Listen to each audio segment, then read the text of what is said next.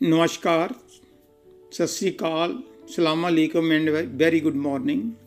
Doctor Narendra Ravi Canada से आपकी खिदमत में हाजिर है। आज का जो मैं बीलॉग करने जा रहा हूँ वो स्वामी विवेकानंद, जिनका एक्चुअल नाम नरेंद्र दत्ता था, उनकी डिफरेंट स्टोरीज़ हैं।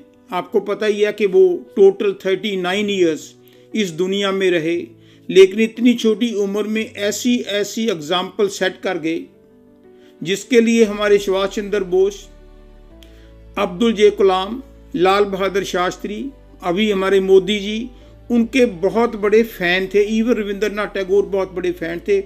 उनकी फिलॉसफी इतनी ज़बरदस्त थी, उनका कहना और करना बिल्कुल एक समान था। जो कहते थे वो करते थे। He is not only a man of principle, he is very extraordinary intelligent. उसी में से एक स्टोरी आज मैं ले रहा हूँ कि जब वो 1893 में जो हमारा अमेरिका में शिकागो है, वहाँ पर एक वर्ल्ड कॉन्फ्रेंस हुई थी सभी धर्मों की, जिसमें क्रिश्चियनिटी के हेड भी आए थे, सिख धर्म के हेड भी आए थे, हिंदू के भी आए थे, बुद्ध के भी आए थे, जैन के भी आए थे, इस्लाम के भी आए थे। सभी पूरी तैयारी करके आए थे कि उनका धर्म क्यों सर्वश्रेष्ठ है। अचानक स्वामी विवेकानंद, जो सनातन धर्म का प्रचार करते थे, ये भी शिकागो पहुंच गए। वो एक लंबी स्टोरी है, कैसे पहुंचे, किसने भेजा इनको। तो वहाँ पर इनको 2 मिनट का टाइम दिया गया, क्योंकि ये रजिस्टर्ड नहीं थे। वो भी एक स्टोरी है। तो जब इन्होंने 2 मिनट के लिए वो अपना भाषण स्टार्ट किया, तो बग में कपड़े डाले हुए थे, टोपी थी, कोई पुस्तक नहीं थी, कोई पेपर नहीं था, कोई पेन नहीं था, आंखें बंद की, गुरु का ध्यान धरा और उन्होंने 5 शब्द बोले थे जो आज भी दुनिया में याद रहते हैं। माय डियर, उन्होंने कहा था, sisters and brothers of America, sisters and brothers of America. तो कहते हैं कि कंटिन्यूसली 5 मिनट 7,000 जो श्रोते थे सुनने वाले, उनकी ताड़ियां बजती रही। एक तो इनका ड्रेस डिफरेंट था, एक सबसे लास्ट बोले और बिना पेपर के, लेकिन गुरु अंदर था, परमात्मा अंदर था। इसीलिए उसकी छतर छाया में ये जो शब्द बोले, तो सभी ने कहा कि इसको 2 मिनट नहीं, हम इसको सुनना चाहते हैं, हम इनको सुनना चाहते हैं। कंटिन्यूसली 45 मिनट बोले थे। जब बोले तो जब समाप्त हुआ, क्योंकि लास्ट से लोगों ने डेस्कों से ऊपर इनको हाथ मिलाने की कोशिश की, नज़दीक आने की कोशिश की। लोगों में इतना ज़्यादा उत्साह था, लेकिन 1-2 दिन के बाद सभी के सभी अखबार भरे पड़े थे, क्योंकि इंडिया से स्वामी आया है, यंग लड़का आया, क्योंकि 1893 और मेरे ख्याल में 30 साल के भी नहीं थे, 29 ईयर्स के थे, यंग बच्चे थे। तो आया है, बड़ा इंप्रेसिव लेक्चर दिया है, बड़ा धर्म के बारे में जानता है, परमात्मा के बारे में जानता है।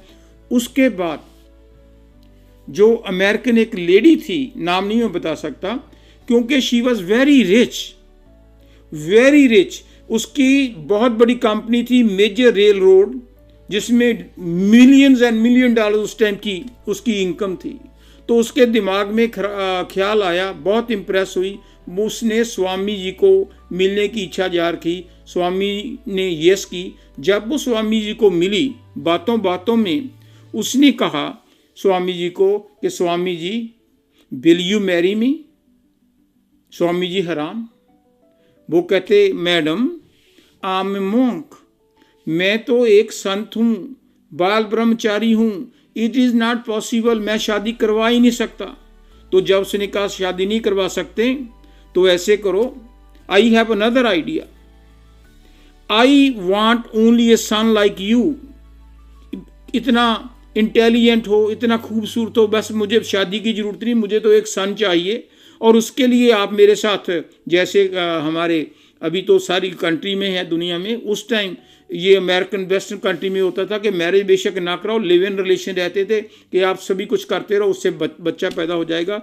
तो उसने कहा कि आप मेरे साथ सो जाओ, बच्चा पैदा हो जाएगा। All I want a son from you which should be more intelligent, which should be more smart like you. जब उसने ये इच्छा जाहिर की थी, तो स्वामी जी ने कहा कि madam you want a son like me, कि मैडम तू मेरे जैसा पुत्र चाहती है ना। इन दैट केस, अगर तू पुत्री चाहती है, in that case let me tell you, तो अब वो कहती हैं कि पुत्र चाहते हो तो इसके लिए कोई दूसरा रास्ता है, मुझे बताने दो। ओ मदर, स्वामी जी कहते O mother, I am your son, मुझे अपना पुत्र ही मान लो, मुझे मेरी माँ मिल जाएगी और तुझे तेरा पुत्र मिल जाएगा। जब उसने ये बात कही तो वो गोरी जो लेडी थी ना, रोने लगी, आंखों में आंसू आ गए, नीचे पड़ गई, उनको पैरों को पकड़ लिया। वो कहती you are indeed a god, सुना था लोगों में कि परमात्मा होता है, परमात्मा होता है, आज तो मैं तुझे साक्षात अपने सामने खड़े परमात्मा देखता हूं। तू एक इंसान नहीं, तू तो पूरा गॉड है, you are indeed a God.